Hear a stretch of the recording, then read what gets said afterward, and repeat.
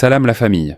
Lors d'une séance de questions-réponses, une personne du public interpelle le docteur Zakir Naik sur un point qu'elle juge très sévère, l'existence d'un hadith authentique stipulant que lorsqu'un musulman quitte l'islam, il doit être exécuté. Quelle sera la réponse de Zakir Naik à cette question délicate? Restons ensemble pour le découvrir. Rappelez-vous de vous abonner à la chaîne afin d'atteindre les 200 000 abonnés. Je m'appelle Vicky, mon domaine de travail est l'informatique. Merci pour cette opportunité de poser cette question et qu'Allah vous bénisse, Dr Zakir Naik, pour toute la dawa que vous avez faite et qu'Allah vous donne également le plus haut Jannah pour inspirer les musulmans du monde entier. Amin. Concernant la Palestine, où nos frères et sœurs en humanité et en foi sont massacrés par ces terroristes. Nous voyons dans les médias, nous voyons le premier ministre du régime, les soldats, les politiciens et même les citoyens, ils évoquent ce terme Amalek ou Amalécite lorsqu'ils parlent de nos frères palestiniens. Ma question est la suivante. Selon vos connaissances en religion comparée et en écriture, Dieu, le plus aimant, le Créateur, le plus compatissant, le plus miséricordieux, a-t-il déjà ordonné à ses croyants de tuer des non-combattants comme des bébés, des enfants, des femmes, comme cela se passe en Palestine? Comme, en gros, tout détruire, même les bâtiments comme les hôpitaux, chaque maison et les édifices religieux comme les mosquées. Merci. Sans se poser la question, Dieu a-t-il dit aux gens de tuer des enfants, des bébés, de détruire des hôpitaux? Nulle part cela n'est mentionné dans la Bible ou dans les Écritures juives. C'est parce qu'ils veulent la terre. C'est plus F, tu sais, c'est la cupidité. Si vous me posez la question et que vous parlez, comment comprendrez-vous? Vous ne pouvez pas faire les deux, frère. Correct? Si vous me posez une question, ne lui parlez pas. J'ai dit... Vrai ou faux? J'ai parlé d'Amalek, des Amalécites. Amalécites. Amalek. Amalek. Qu'est-ce qu'Amalek? Oh, tu ne sais pas. Amalécites. Les Amalek, le peuple d'Amalek dans la Bible, n'est-ce pas? Parce que... Ah. C'est ce que dit Nitin Nahia. Oui. Que nous avons le droit. C'est une fausse lecture. Ce n'est pas correct. C'est sa compréhension. Il reprend quelques versets de la Bible des Écritures juives et les manipule, justifiant son action, ce qui est totalement faux. Et de nombreux juifs ont protesté en disant qu'il n'est pas juif, qu'il n'est pas un juif pratiquant. Il y a beaucoup de personnes juives en Amérique, au Royaume-Uni, qui protestent contre Nitin Nahia, disant que ce qu'il dit est faux. Il ne fait que justifier en prenant des éléments des Écritures juives qui ne disent pas cela du tout. C'est totalement inventé. J'espère que cela répond à la question. Merci. Bonjour, docteur Zakir Naik. Je m'appelle Tara. Je suis commerçante. Ma question est la suivante.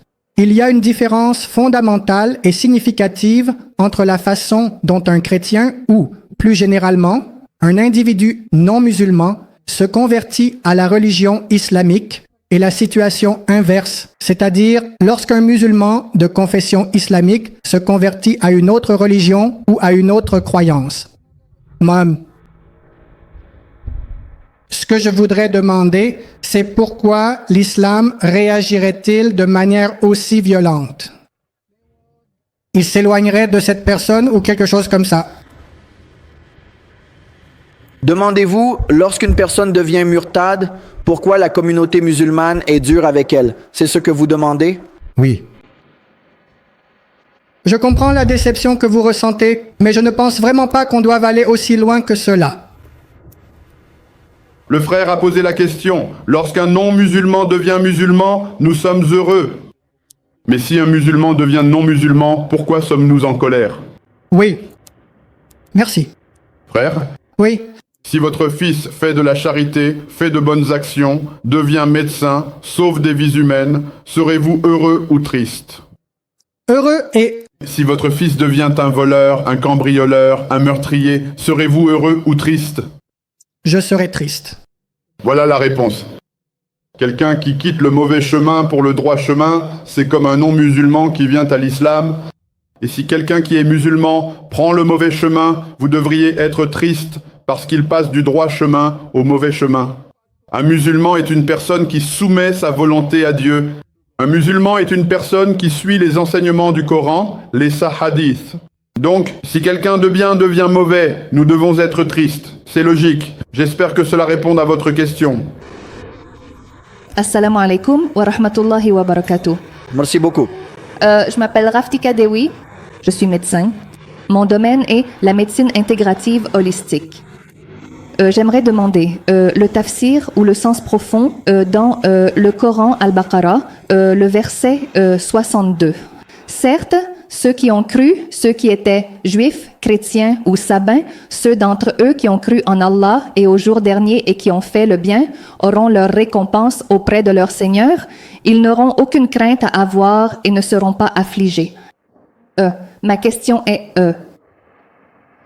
Allez directement à la question. Ce que je savais déjà, c'est que ceux qui trouveraient la sécurité, la paix et la liberté face à la tristesse et à la peur étaient ceux qui avaient la foi, qui s'étaient soumis, c'est-à-dire qui étaient devenus musulmans.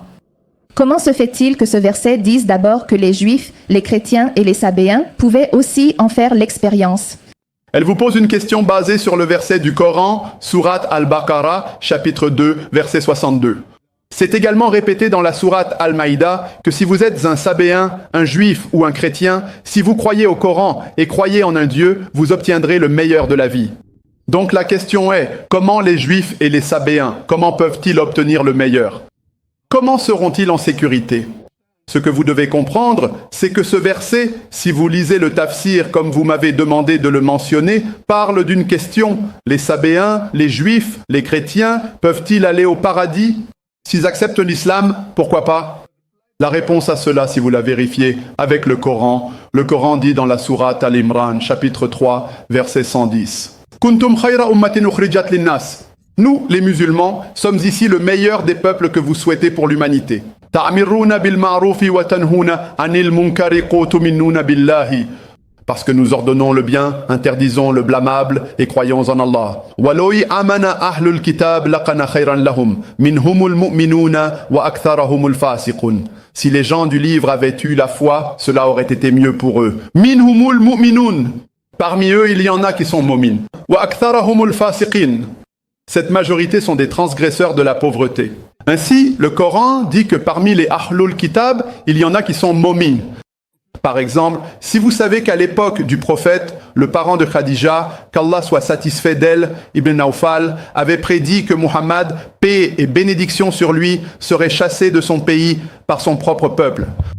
Et si je suis vivant, je le soutiendrai. Il était chrétien, il faisait partie des mominins.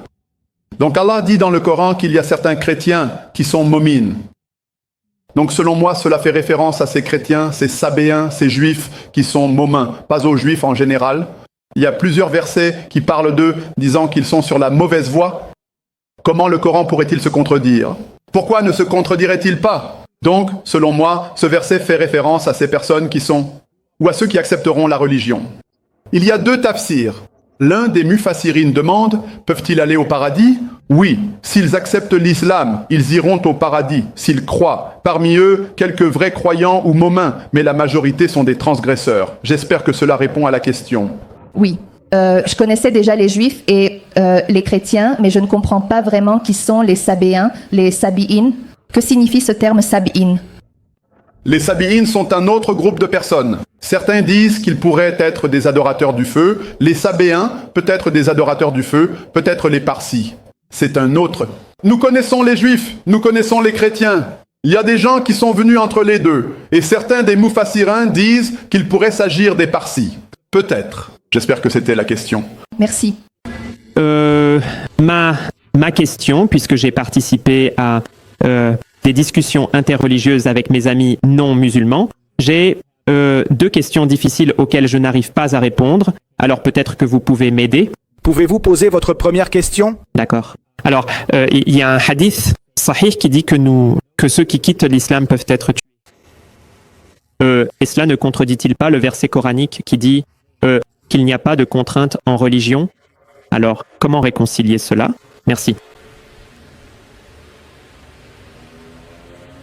Il a posé une question. Il y a un hadith sahih qui dit que ceux qui quittent l'islam doivent être tués. Et le verset du Coran auquel il fait référence est la sourate Al-Baqarah. Il n'y a pas de contrainte en religion. Donc, n'y a-t-il pas de contradiction? Lorsqu'Allah dit dans le Coran qu'il n'y a pas de contrainte en religion, cela signifie que vous ne pouvez pas forcer quelqu'un à accepter l'islam sous la menace de l'épée. Vous ne pouvez pas prendre une arme et lui dire « accepte l'islam ». Vous ne pouvez pas prendre une épée. Donc, vous ne pouvez forcer personne à accepter l'islam. C'est vrai. Donc, si vous forcez quelqu'un à accepter l'islam, c'est haram. C'est une autre question. Une fois que vous acceptez l'islam, vous avez accepté de suivre les règles et les règlements de la religion. Il y a une différence entre les deux. Vous ne pouvez forcer personne à accepter l'islam. Cela n'est pas permis. Mais quelqu'un qui accepte la religion, qui est musulman, puis qui quitte la religion, il passe du bon chemin au mauvais chemin. Cela, l'islam ne le permet pas. Et pourquoi l'islam dit-il cela? Ils ne veulent vraiment pas que la personne passe du bien au mal. L'islam reconnaît que l'islam est la din ul haq, la religion de la vérité. Vous ne pouvez forcer personne à accepter. Mais une fois qu'ils acceptent, il y a des règles à suivre. Par exemple, personne ne peut vous forcer à entrer dans une école, n'est-ce pas?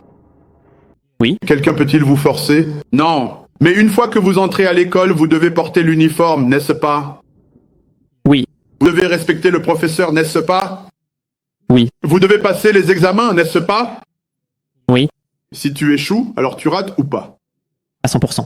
Alors pourquoi tu me fais échouer? Nous! Ne forcer personne est un concept différent. Tu ne peux forcer personne à accepter la religion. Et en plus, tu ne cites que la moitié.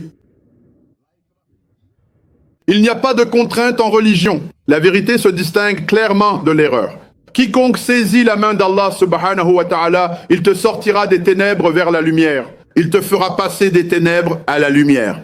Si tu saisis la main de Satan, il te fera passer des ténèbres à la lumière. Pardon, il te fera passer de la lumière aux ténèbres, le Satan. Récite le verset en entier, tu n'en cites que la moitié. Il n'y a donc aucune contrainte sur qui que ce soit. Vous ne pouvez forcer personne à accepter l'islam. Mais une fois qu'il accepte de son plein gré, alors il doit suivre les règles et les règlements de la religion. Et nous ne voudrions pas que quelqu'un se dévalorise en sortant de la religion. Donc, je suis d'accord avec cette logique selon laquelle nous ne devrions pas permettre à quelqu'un de se dévaloriser.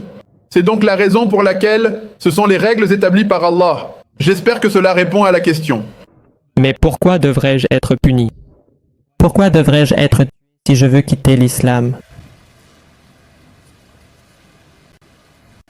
Si tu t'inscris dans une école, alors tu échoueras. Pourquoi devrais-je échouer? Désolé. Pourquoi devrais-tu échouer? À ce sujet, il y a deux points de vue. Un point de vue est celui d'une personne, par exemple, dans un pays. Tu sais qu'il existe quelque chose comme la trahison. Tu connais la trahison? Non.